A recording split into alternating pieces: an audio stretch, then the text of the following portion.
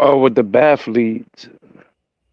So the bath leads, I just gotta go on there. You said, and I gotta watch the videos. I watched the videos already, so I got some Okay. information so far. Yeah. So basically, you got your login, you got the videos, so you should be able to. Um, so when you go in and so here's what you want to be searching for. Whatever your geography is, and understand, we know Pennsylvania really well. We know northeastern U.S. fairly well. Outside of that, I mean, the one thing, and people do this, they do this professionally. I'm willing to work with you on it, but people do the, oh, I'll advertise everywhere and I'll take any deal I get anywhere. I don't really know that that's the greatest plan, because Ryan and I get bit a lot, and we're pretty good at this when we're in a market we don't understand. Like, first time we went into Pittsburgh, okay, we didn't realize that this part of Pittsburgh was the combat zone. We did a half mile circle, and well, okay, great, but it's the combat zone. And part of that half mile was not the combat zone. Part of that half mile was the wealthy section. So we said, oh, the comps are $320,000.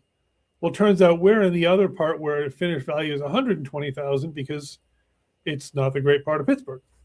So doing the OG, I'll take anything anywhere part isn't, in my opinion, we can do it, but it's not the greatest plan. Whereas if you're like, hey, Jersey, I understand, which we do have to get back to that Jersey later. I keep forgetting about her, but Jersey, I understand. In fact, let's do that tomorrow. Let's do that Thursday. Let's make sure between tomorrow and Thursday we actually call her, or either today at 4 or whatever. I just don't want to leave. I don't want to leave her hanging. But so, like, Jersey. Okay, if you're saying, hey, I want to learn Jersey, whatever, great. Pennsylvania, Ohio, Maryland, Delaware, stuff around us, or a few other markets. I can give you, if you don't like those markets, there's 26 other markets. Pittsburgh, the reason I bring that one up is that is top 10 for investors for like the last 10 years. For something about Pittsburgh has just been on fire. So that's obviously that's a good thing. So within the batch leads, when you have an address, and we'll use this Fleet Street one because somebody actually asked us about this one. This one happens to be MLS listed. Once it is listed with a broker, we cannot touch it. Like an existing person we're selling a different house for said, hey, I also have this one. And I said, it's listed. She's like, yeah. So I said, I can't do it. I can't, because I'm licensed, go around, and nobody on my team can go around a broker listing. A wholesaler, whole different conversation. Whether we want to be whether we want to be gray area or not depends on the wholesaler. But we don't have a legal obligation. With a licensee, we have a legal obligation. But what you do is once a particular property, and this is what you're putting in the form, is you get all the basic crap here, and you'll see the phone number is also, well, this one's grayed out. I don't know why, but the phone numbers would normally be here. But here's really what you're using. Besides the list and the generating of calls, Batch Leads is great at that. When you're comping, you only want sold properties. That's all you want. Ideally, and the reason you don't want active or pending is because active is what they're asking for. They can ask 1.2 million. That doesn't mean it's worth any more than 50,000. And pending, when a property goes pending, it freezes at the asking price because no one knows what the price is until the finish line, until it closes. You want typically sold in the last 6 months. 12 is really stretching it. I don't know. 1 mile is even stretching it. Sometimes it comes up with like 5 miles, half mile, especially more dense of an area, smaller radius. And you can match these other criteria as well, and then you hit filter. And so now it's telling us sold, half mile, last 6 months. not a lot of data for this particular property. Now I'm looking at this and I'm saying, all right, this is more suburban. So maybe I need to go out a mile. Maybe I need to go back a year. Maybe I need to go out a mile. You want to go back as little and out as little as you can to get comparable sales. Now you also got to be careful. Braddock and Pittsburgh, this is where knowing the market helps. I don't know if Braddock and Pittsburgh are the same school district. I don't know how one is respected more or less than the other. So you can also go and get a map and say, okay, where's the Braddock line? Where's the Pittsburgh line? And you can trace. Let's pretend that road is the Braddock versus Pittsburgh. I don't know if it is, but whatever. Then you can draw yourself a shape. And you can, scale this back. Get rid of this thing. Get it out of my face. And you can draw a shape and say, okay, bring me comps. Let's say I hypothetically knew this was the box that is Braddock.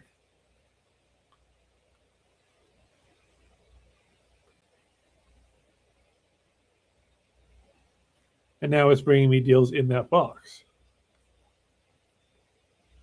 which apparently isn't Braddock, but whatever. The point is, you start to refine it. Now, you can also look at other sources. What you can learn about Pittsburgh versus Braddock. But basically what we've learned here is that there's a few sales, 50s, 60s, and if you looked at the other Braddock, it's in the same swimming pool. All right, no problem. Then you Zillow the address, and you put this information from Batch Leads into the system. You also in Batch Leads you can select them, select property, select all thumbs up, actions, export comps to Excel, export comps to PDF, and you can put that in as an upload into the form so we have that data. You can screenshot this, you can whatever, put that in the form. These are all more points of data, but you're also just going to make a note. Hey, I'm seeing comps. Now you also look at the pictures. All right, so what is something that sold for $60,000 look for? Now this address is not, this is your property address that you entered. This is the picture of the other property.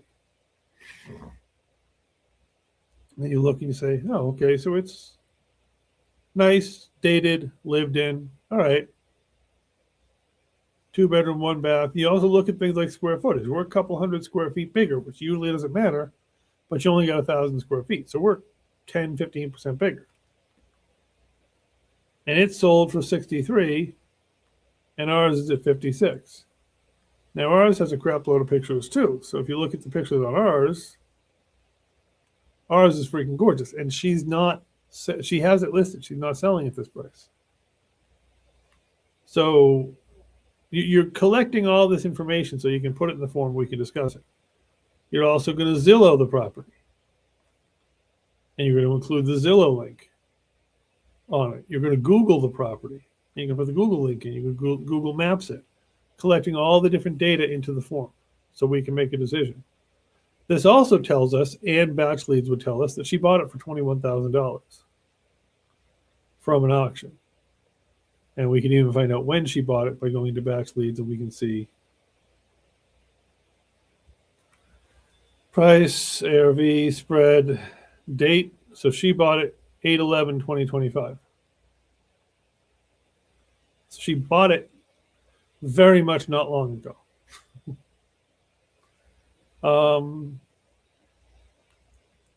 It's been on market pretty much the entire freaking time it's been listed.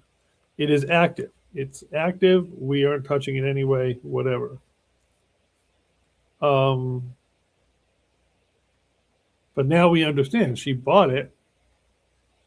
If we look at up here is going to tell us what she bought it for.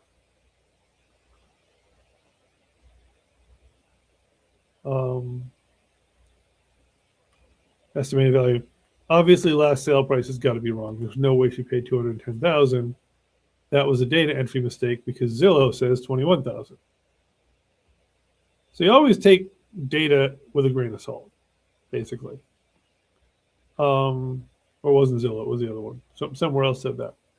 So basically, now we've gained a lot of information. We also do our Google Maps. We do our flood zone.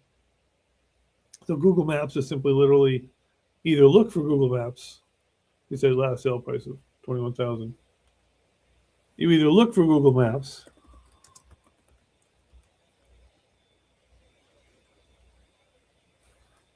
and then you enter the property address.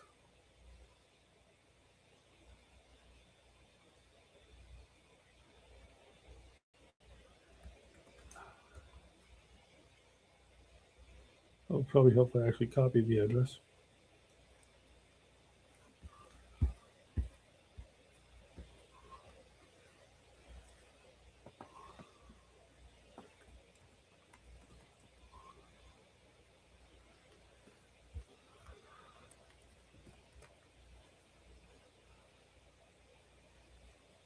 Now we get a good overview of the neighborhood. We can measure the property. By the way, if you have a reason you need to know the square footage.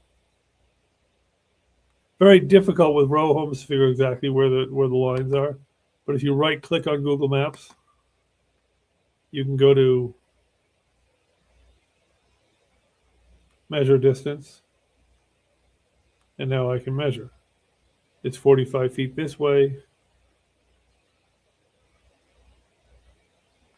And then if I go over, like pretend, there's obviously a notch here on the building, but if I went over here to this corner where if the building didn't have a notch, it's 45 this way, and it's saying 56. I don't believe that. I believe it's going to be 40 by 20. You get to realize these aerials are a little off and my lines are a little off. So it's 800 square feet per floor. And the second floor is not full size, which that goes along with what we learned everywhere else, that we're looking at 1,100 square feet. So we're looking at 400 to 500 downstairs and a few hundred upstairs. All right. We then go to, this is the Google Street View look, and this is another link. There's Google Maps link and there's Google Street View link for the forms. And now we look at what the neighborhood is. Okay, all right.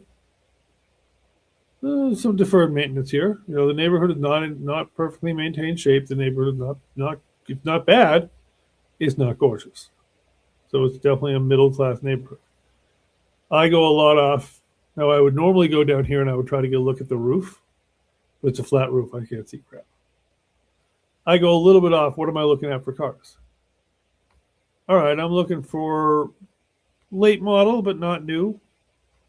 You know, middle-class, nice, solid vehicles in good shape. But again, we're not looking at Lamborghinis. We're not looking at Cadillacs. We're looking at Hyundais and Chevys. So that's who belongs here. What we're not seeing here is we're seeing porch furniture. We're seeing this telling me that kids play outside here. So parents are feeling safe enough about kids playing outside. We're seeing stuff in the yards. So we're not looking at a high theft neighborhood, high vandalism neighborhood. You know, we're seeing typical middle class, maybe a little lower middle class, but typical normal people stuff. We're not seeing, and this is a personal big one for me, there's people sitting on their stoop here in a chair like they set up a place. And there's people just sitting on their stoop or just standing here smoking a cigarette. And this is stereotypical, not about any race, but about just styles of neighborhoods. Nothing wrong with this. Hell, I did this most of my life. If I had a good stoop, I probably would do it now. But when you see this, people hanging out here without porch furniture in the Google shot, all right, are you looking at a neighborhood which is more people that have nothing to do? When you see several people out in the middle of a day, you know, So you're trying to learn what the neighborhood is and who the neighborhood is. You're looking for things like graffiti. You're looking for things like problem houses. You're looking for houses with tarped up roofs. Am I like here where I'm dealing with a perfectly normal middle class average street, a street that no family is going to be afraid to live on. They got the little welcome signs; those would be stolen in a bad neighborhood. So we've got a normal neighbors watch out for each other, normal people neighborhood. So I got no fears sending people to this property. I've got no concerns that, okay, could it be a gun zone? Absolutely. So this is what we've learned at this point. Then we collect all the other stuff on the form, the bedrooms, bathrooms, everything else. And then we also just added something here.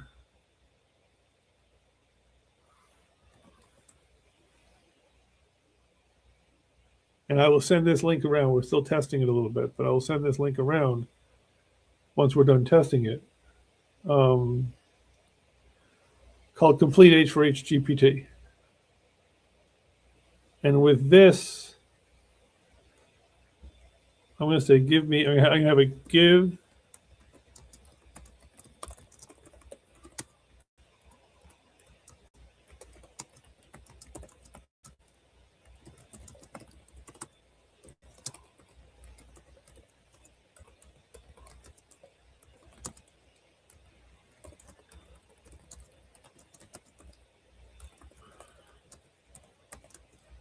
Now you're not typing this. I'm having it generate the fake data, but you would be putting in your form data. You'd be putting in all your research, your Zillow link, your comps, your everything else that you've learned. And this is the important part. You would be telling it to also use its public sources. So you're going to give it Backfleet. You're going to give it Zillow. You're going to give it your form. You're going to give it everything you've got. And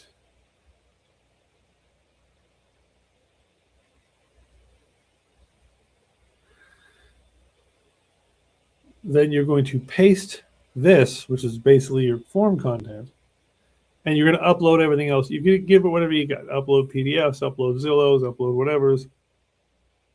And then you're going to tell it, analyze flip and rental in this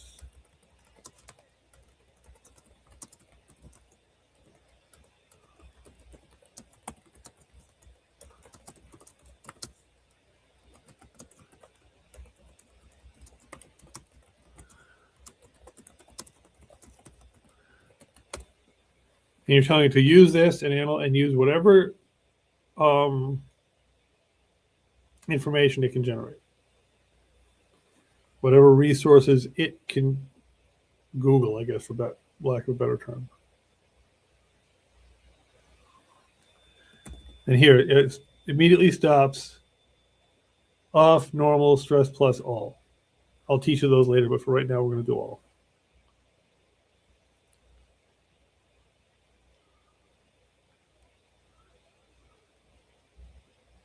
And this result does not send you back to the seller. This result is information you put into the form, you put into the CRM, and you talk to us about. But here it gives a very reasonably thought through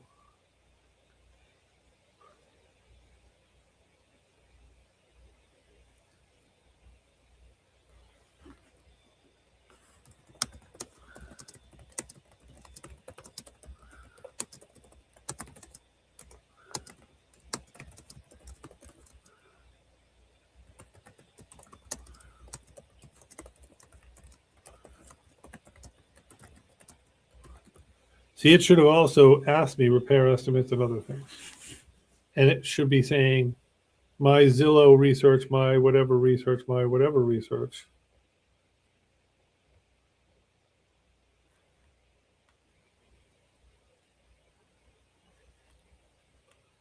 Has resulted in this.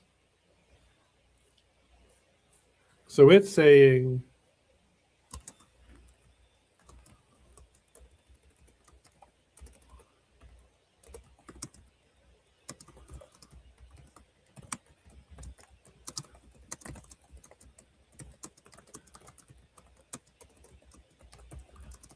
And this is what we're still tweaking out.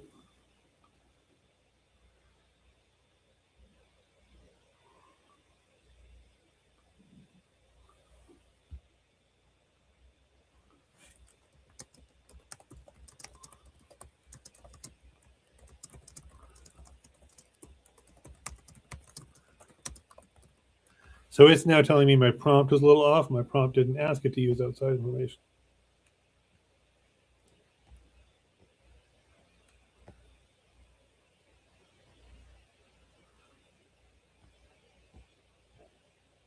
So if it's going to ARV at 210, which may or may not, I mean, if that's what it's going to ARV on.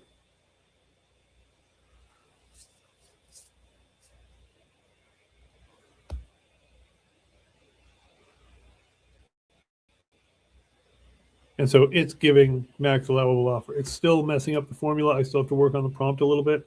ChatGPT is not, and this is why you will never go ChatGPT a seller. It'll never happen. Because, but this now puts us in a ballpark. It has some of these pads a little bit wrong. It's not using the pad the way it should. But that's something I got to work on in the prompt. That's why we haven't released this. All right, so that's how we use, and Nair, I'll send you the link to this. That's how we use this tool. That's how we set up batch leads. That's how we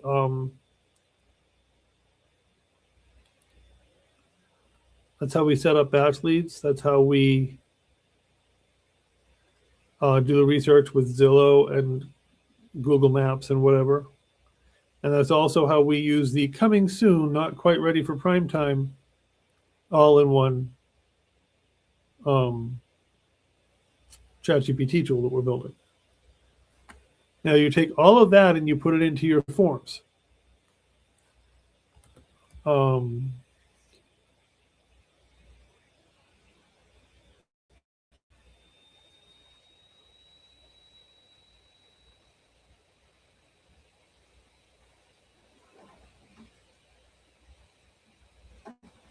And here we go.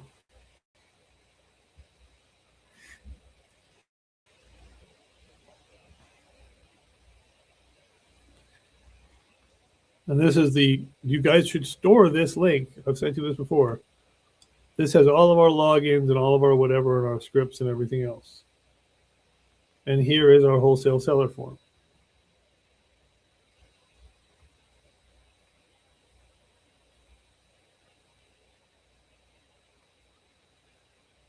So you take everything. You've already created the form pretty much if you're going to be using this. And you're not going back to re-edit the form. I'm just showing you the form to say, hey, if you're not familiar with the form, this is what I mean when I say the form. You're going to then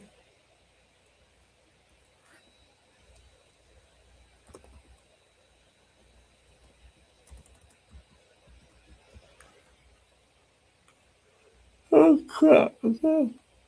Sure, I just realized I have to talk to REI Reply.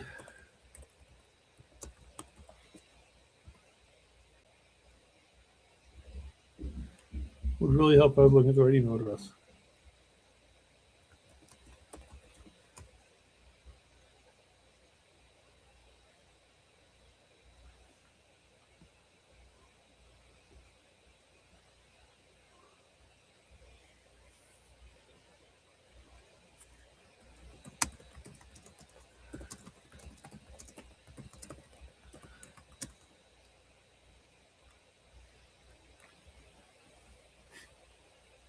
But so now we're going into Go High Level, which you also have. If you don't, let's walk you through and get you logged on. Alex, I know you have Nair. I think you have, but if you haven't, let me know and I'll do it for you right now. We want to get you logged into, anybody who hasn't set up a time with me, let's get you logged in.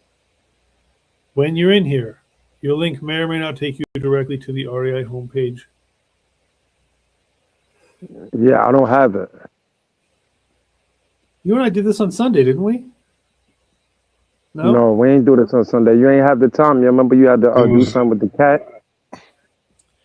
All right. So let's do you both right now. Let's get you both in. No, Because I think this, I do have it because you sent me the email and everything yeah, okay. for this.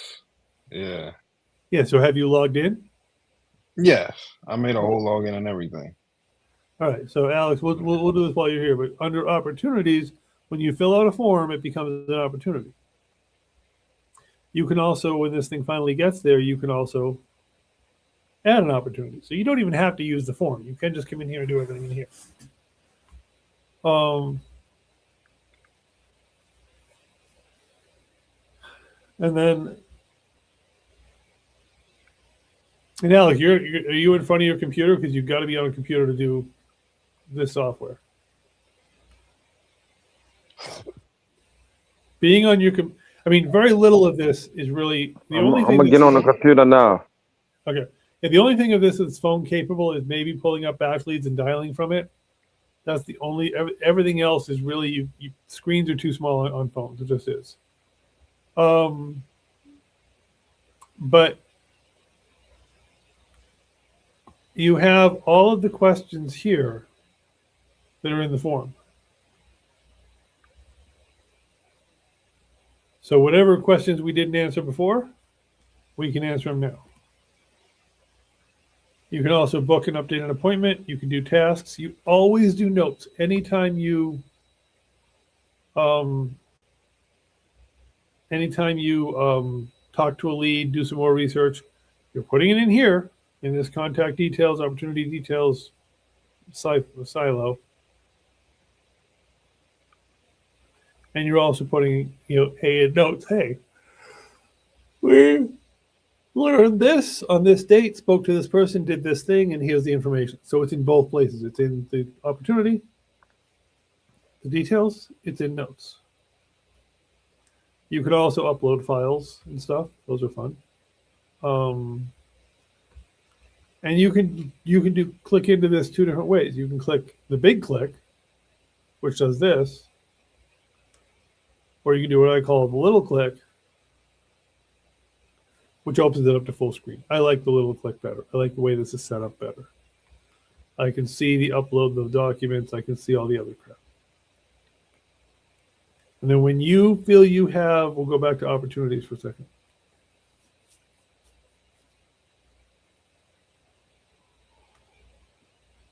When you feel you have new seller, okay, so you'll see these columns.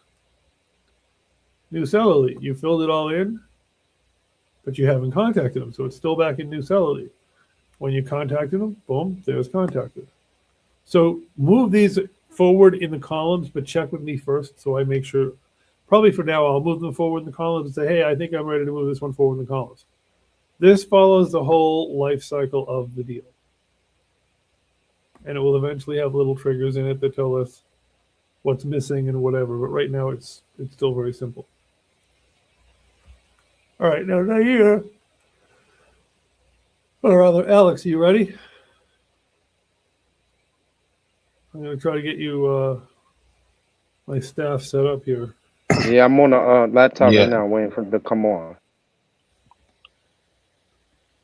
All right, so Yeah, I have a login and everything. So. All right, cool. Yeah, and let's see, where were you?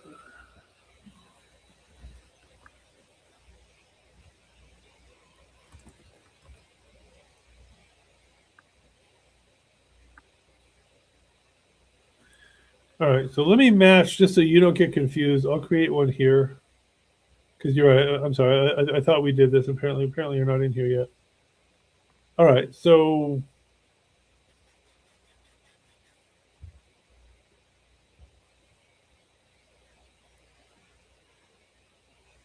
so what email do you want this to go to?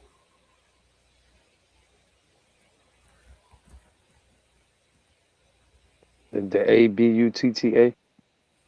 Okay.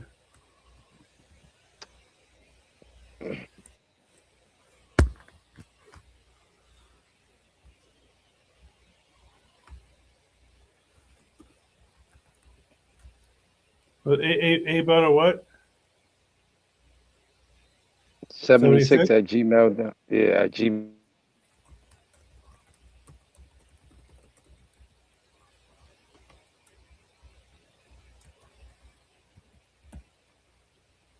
All right, and then you can update this, we can update this later. But I just want to get the basic account set up so that you can then log in. You have account settings, you have account tools, you have automation control, logs, calendars. Yeah, for the most part, you'll never use most of this, but it's all okay. All right, so then there. Now it should I'm have gonna sent ask you a question. What is this for? To look for properties? No. So, all right. So the first software I showed you is Batch Leads to find the properties and to dial for the properties. This is when you fill out the form, it goes in here, and it works through in here. So the first thing you'll do is you'll either use our leads that are already in here. We already have leads in here now. Everyone makes lists, and it's really going to be an honor roll system of, like here's Will's lists. Don't use Will's lists. Let Will use Will's lists. Don't do that. These ones that just have names in them, go ahead and use them because they're just ones I created for different reasons. But if it's got the name of somebody already on it, don't. Just and similarly, they should respect yours. I think there's a way for me to make it impossible for people to steal each other's lists, but for right now, just don't. If you want to start dialing a list, pick a list that doesn't have somebody's name on it. And you can start dialing by just clicking the phone number. You got to pick it again, and you hit dial. And life goes on. You can do it from your phone app, the app for Batch Leads, which is called Lead Connector HQ. Or you can do it from your computer. When you follow the instructions in the video, and this is the key thing, I don't train on that part because Batch Leads makes great videos and I don't think I should need to. If you have questions, ask me, but Batch Leads can create lists of properties that end up here as named lists. You pick a geography, you give it some criteria, and it'll create a list, and all of a sudden that list shows up here. And you name that list your name, and you can dial from it. The dialing process also works from inside here. Miraculously, there are phone numbers. So, and you can do the exact same thing. You can click, and boom, there it is to dial. You can learn a lot about a property. You can look at sales and loans information. You can look at tax information. You can look at lots of other things. So basically, we have a lot of different options of how to use this. But when you create a list and it goes in here, you create a list in Batch Leads, you store it in Batch Leads. So all of your residential property research and dialing and whatever, you can dial on your own phone too. I don't care. Happen here in Batch Leads. When you fill out the form, which is this, and you're answering the questions on the property, it ends up in here, or you create inside of opportunities. You add another opportunity. You skip by adding an opportunity. You're skipping using the form. I like to use the form and then do it when it's in here. So I would personally fill out the form to the best of my ability, hit submit, it appears in here, and you can move on. Always keep your previous versions, like keep your paper notes that you put into the form until we know it's where it needs to be. Keep your form always keep your backup in case something doesn't go right. But what you're doing in here is you're updating the information. That's really what you're doing in the CRM. And eventually the CRM will do calculations. So you will take the result of this project here, of the AI, and you will paste it, oops, not there.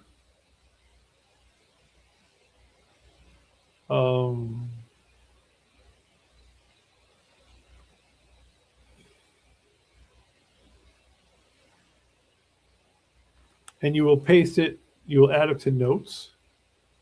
Say, hey, AI, boom. And you'll hit enter. And you'll also add it to the actual answers over here. You'll come down here to a field that, in this case, any other specific notes. Yeah.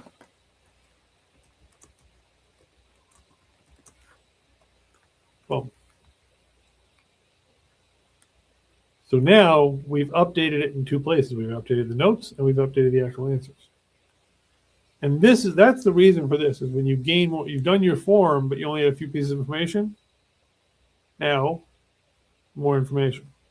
So it's both, I guess would be the way to put it.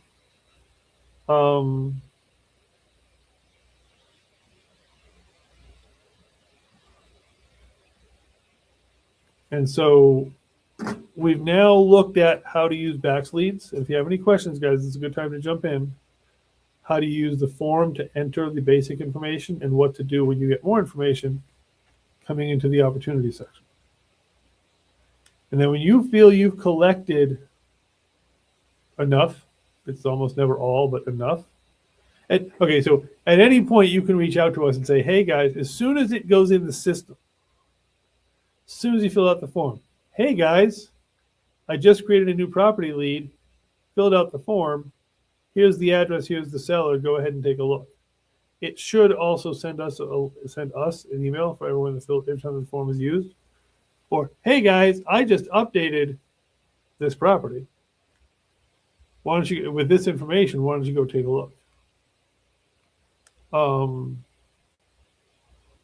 And so you're always texting us also, but you're not having to dump the information so much as you're just saying, hey guys, look what I did. Kind of thing. And you'll see down here, you can add links, you can add other stuff. You're saying, hey guys, I just added to this file, this seller name, this address, I've added this information. So then we know go back to the form. Same thing. Hey guys, I think I've given you everything you need for this, including comps and yada, yada, yada. Okay, great. Let's play, basically. And that's when, somewhere in there, either from the first, hey guys, I filled out a form, to later down the line, a couple of days later when you get more information, we will jump in and we will almost immediately we will jump in if we can. We will jump in and we will all talk about values based on what we know. And if what we know changes, the value can change. So that's tying batch leads or any data source, because this works with self-storage. This works in a slightly different channel, but basically the idea works for lending.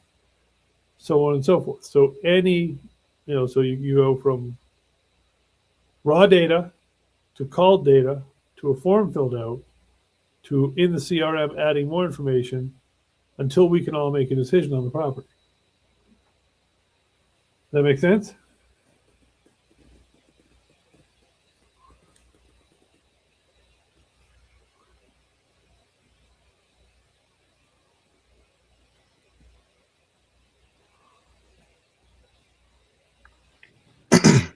Any questions, guys? That's pretty straightforward for me. You actually just reminded me that I got to start labeling my list. So that's what I'm trying to figure out. Yeah. I was like, go back wow. In and label your list if you haven't been. Yeah. Yeah. You actually literally just reminded me of that, because I'm looking at, as soon as you put it on screen, I'm looking at you showed the list and I'm like, all of those are basically mine. I got to label them. I figured they were. Like, I was looking at it. I'm like, I don't remember doing all these lists. Mark them off. And I think eventually there's a way I can segregate them back to protect them. But I think we're a small enough group at this point that hopefully. Because what happened was I thought it was like on individual logins, so I didn't think. You know what I'm saying? Well, and here's the thing: I don't know from your login, you may not see anybody else's lists. I don't know what it looks like from your side. From my side, as sort of the top end, administrator login, I see everything. Maybe you guys don't see each other's lists, but it still helps if you label them, because then I know whose list they are.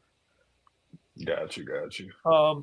Especially because, and Nair, you might have been on later than the AI. We're building a GPT AI to do a brief analysis on the deals that come in. And eventually the questions that you answer eventually might be, I mean, I'd like to say March, but at this point, who knows? The questions that you answer in the form will also generate a repair estimate. The system will automatically calculate that and say, well, we think the repairs are this based on that. Always don't trust the chat GPT. First of all, you saw earlier in the video I fucked up. Second of all, if you don't know how to do the long division, and it all can be done by AI, if we can replace ourselves with AI, then so can other people replace us, and we never need to get paid.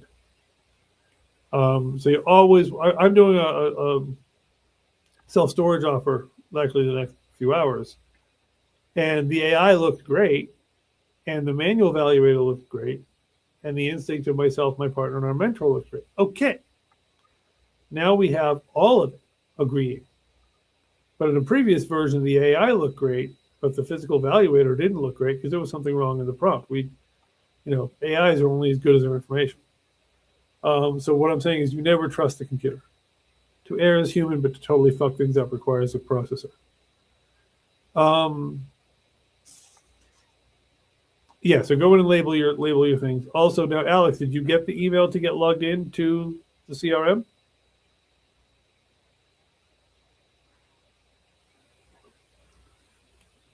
Check it right now. All right. Because there may be a time limit on that. I'm not sure.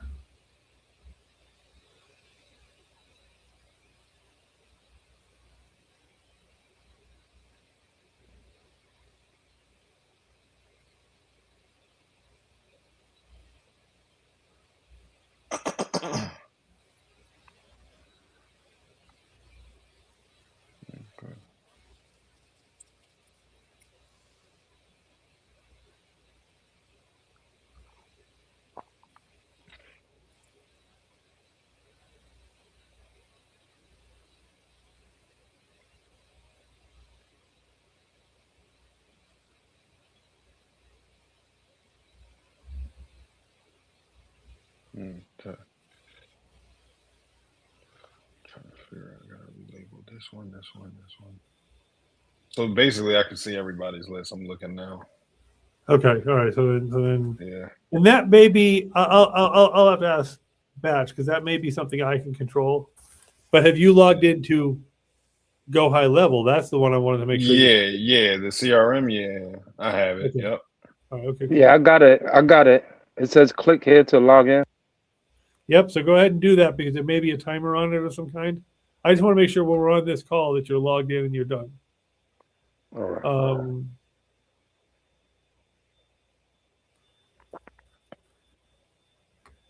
And I'm just gonna. So at this point, that's kind of what I wanted to make sure we were covered on. Oh, one other thing I wanted to make sure we were covered on is. Oh, it says password. I gotta make up my own password. Yeah.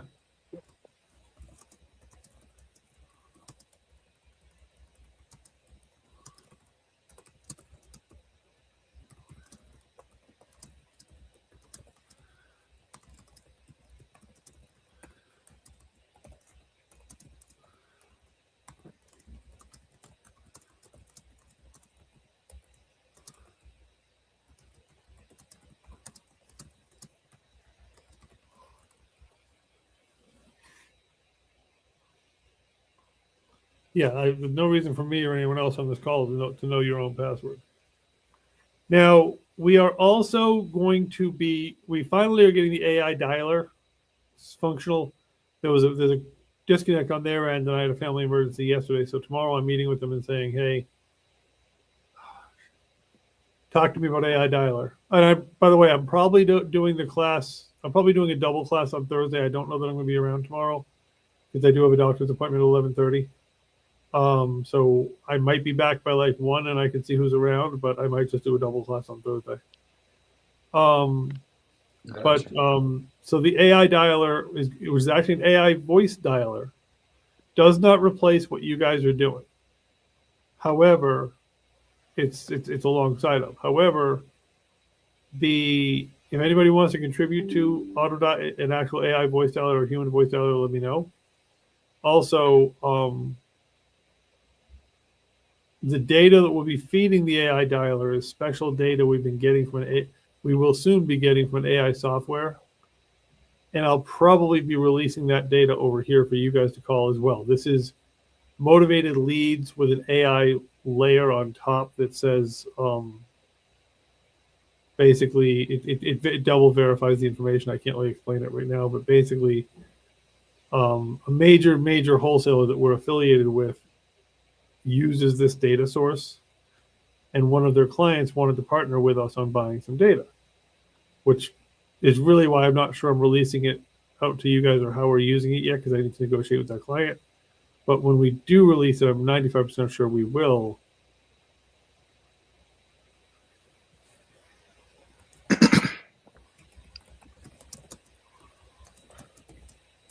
So when you say pitch in on the AI dialer, you mean like what exactly? So I mean, it's okay. So I had this conversation with Will yesterday. He actually said to me, he's like, I'm only finding a couple hours a week to call because of my real life. He's like, should I hire my own call center? Should I whatever? I said, you want to do that? That's fine.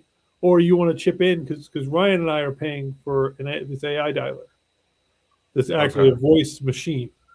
I'm considering buying which these are all, I'm not looking to spend this long term. I'm looking to get you guys up and rolling, but at the same time, Will came to me and said, hey, listen, I'd be willing to spend some money to have something else do some of the dialing for me. If that's where you guys are at, great. I mean, yeah, that's kind of where I'm at. That's why I got like assistants and stuff. So I mean, yeah, if it offsets that cost, then hey. Yeah, exactly.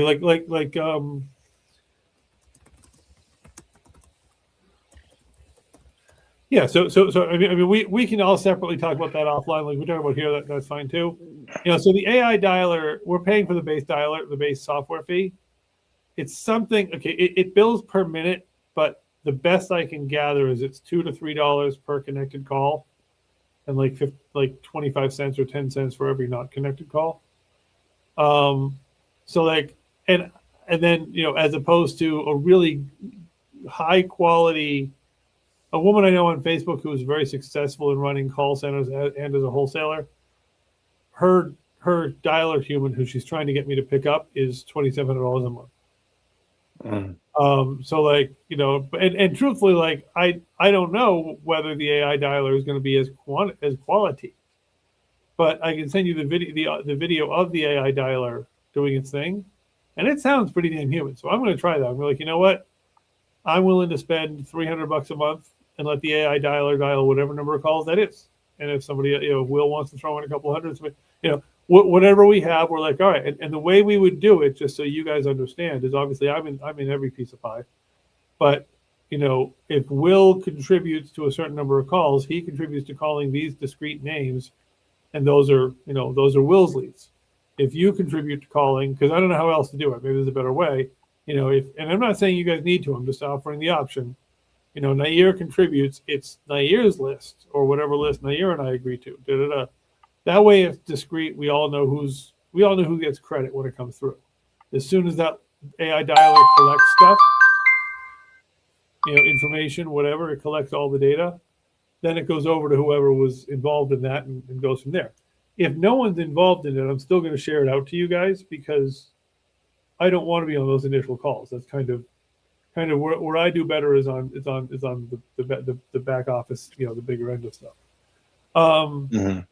So anyway, I'm only saying that we may have this better AI filtered data. Not that batch lead data is bad, but this has an extra layer of AI going on. And we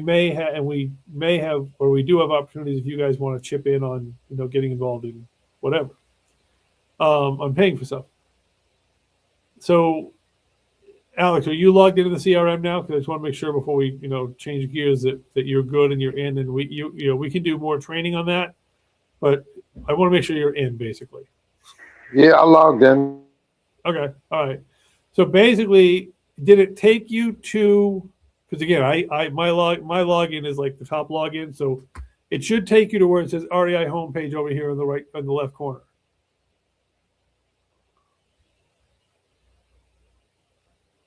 Did it take you to where it shows this? in the black bar REI homepage?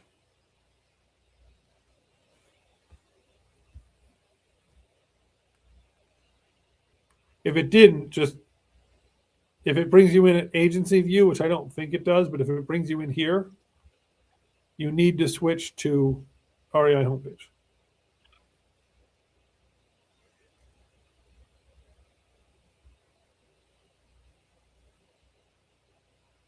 You got it?